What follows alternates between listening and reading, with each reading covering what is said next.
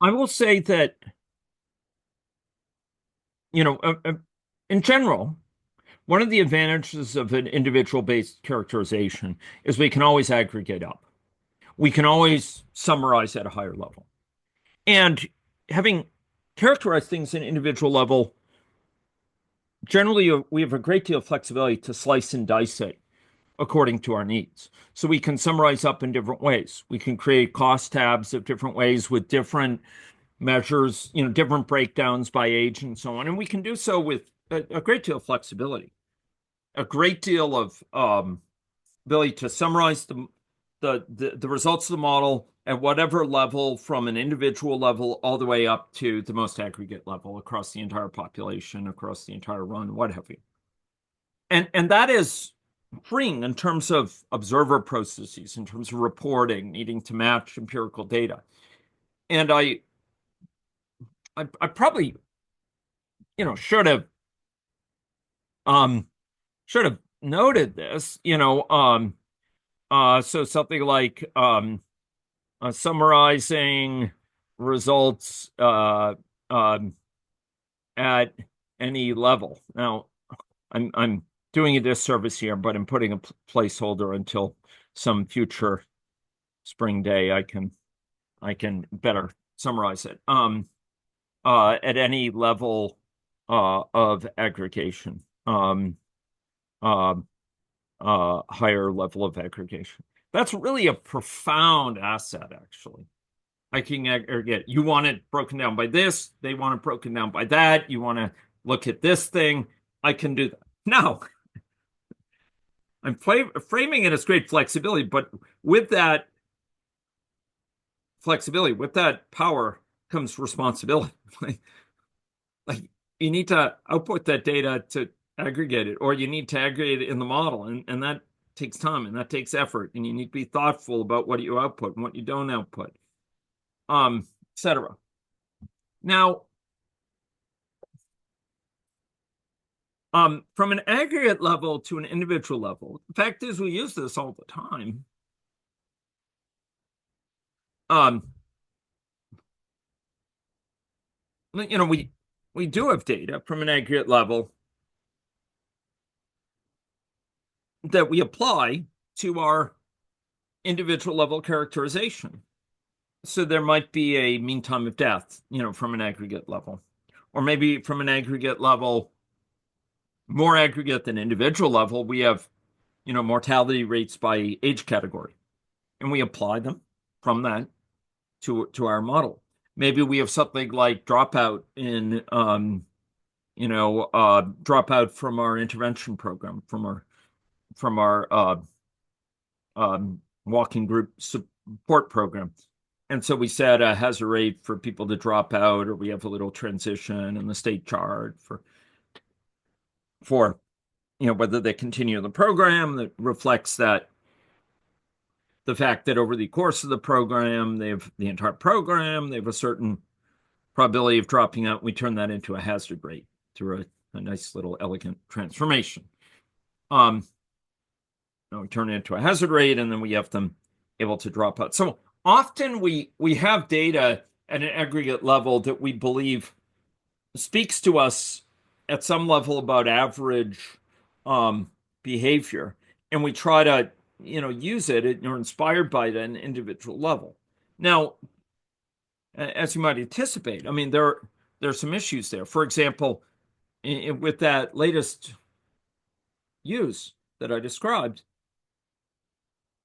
we're not capturing variability among people with respect to the aggregate rate, right? There might be some people who drop out much more readily, much more frequently. Maybe it's the same people. Maybe it's folks, with large burden of chronic diseases. People are struggling with high weight or what have you. Maybe it's not at random.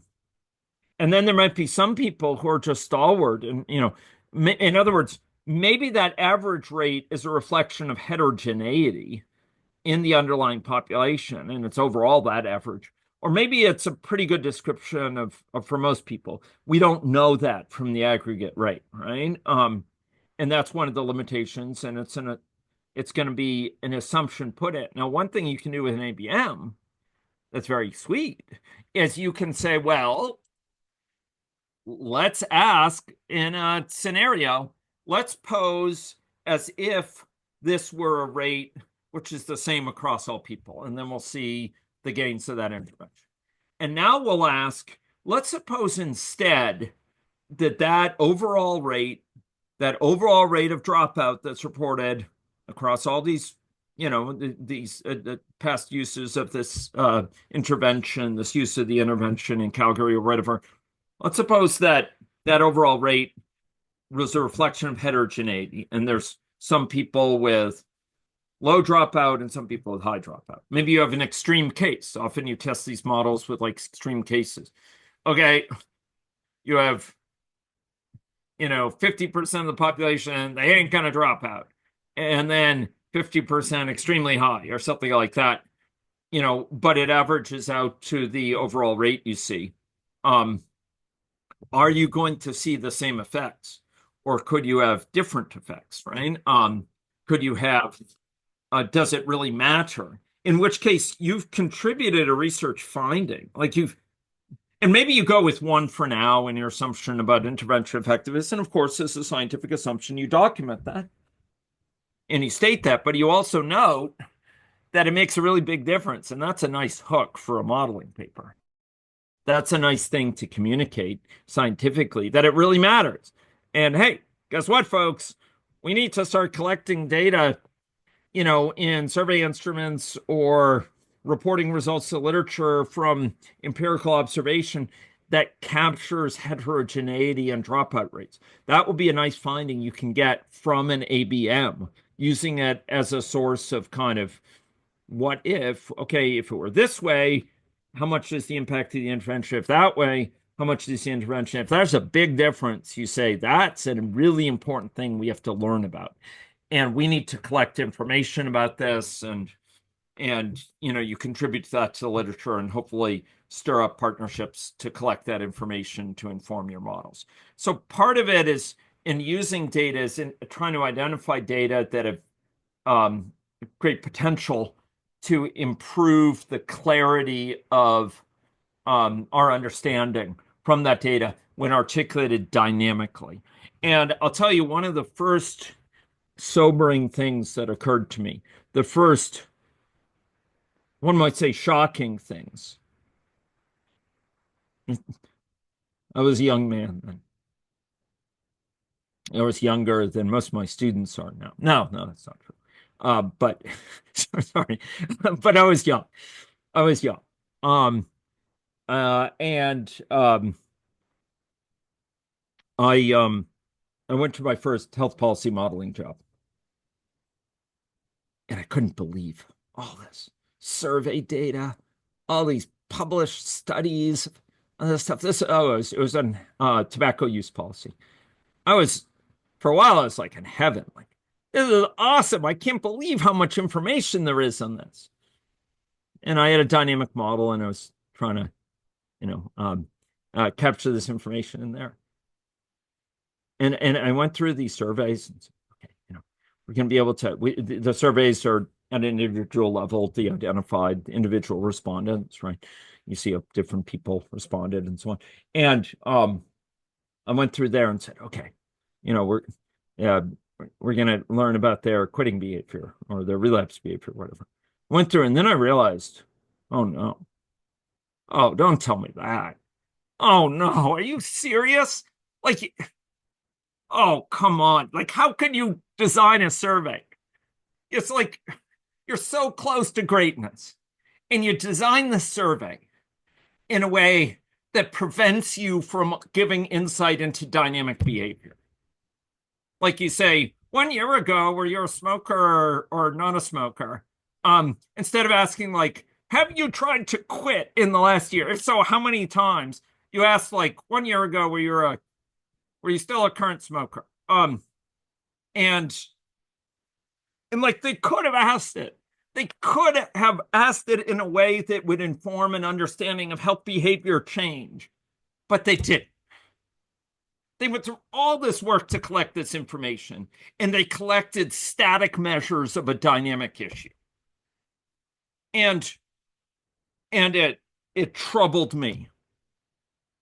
It troubled me greatly. And years later, sometime pre-pandemic, I co-published a paper with Joanne Atkinson, then now Joanna Pinty, about the problem of using static measures for dynamic problems. But it's a huge issue. That's why we modelers who think about processes, not just like snapshots, not just what is, but how did it come to be? And how could it come to be different? How can we bend the curve? How can we, characterize behavior so we can lessen burdens? We think about behavior and processes over time, and we are needed at the table when designing survey questions. We are needed at the table when designing studies to analyze collected data, because by and large, if the folks collecting that data are not thinking about in terms of health behavior, they think, well, yeah, sure, I'll report what they were, their health, what their smoking status was a year ago, not whether they changed over the past year. I mean, who cares? I'll report one or the other. It's just a question. It's just some piece of information. But one of them is vastly more useful when it comes to depicting the dynamics, I say, of smoking. And this is true a lot. And this is why we have so much to give, so much to gain. And this is why I created that smartphone-based data collection platform that's become Avicenna Health, and which is used worldwide by hundreds and hundreds of researchers, right? To allow me to not have to depend buzzard-like on roadkill at the side of the data highway of things people happen to ask and actually got answered.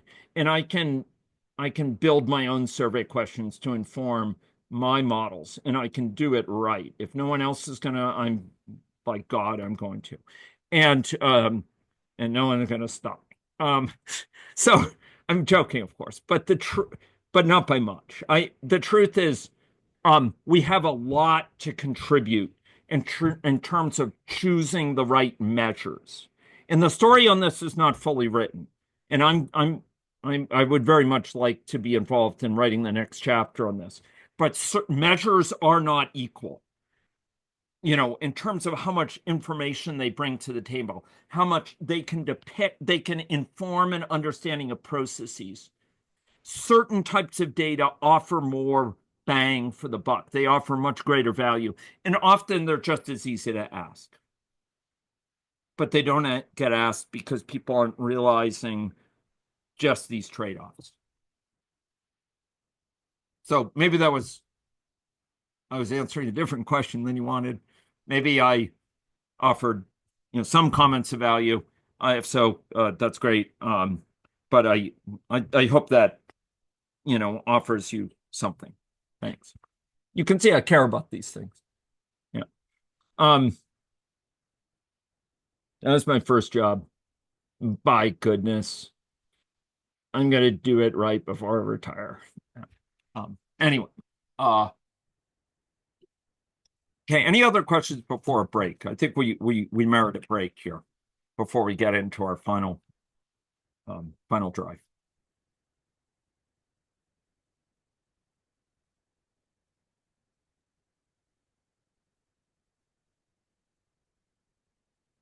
Okay, so let's come back in 10 minutes, and I'll look forward to wrapping this up with more insights on hybrid models with some interactive work and different modeling platforms. Thank you. Take care there, folks. See you in 10.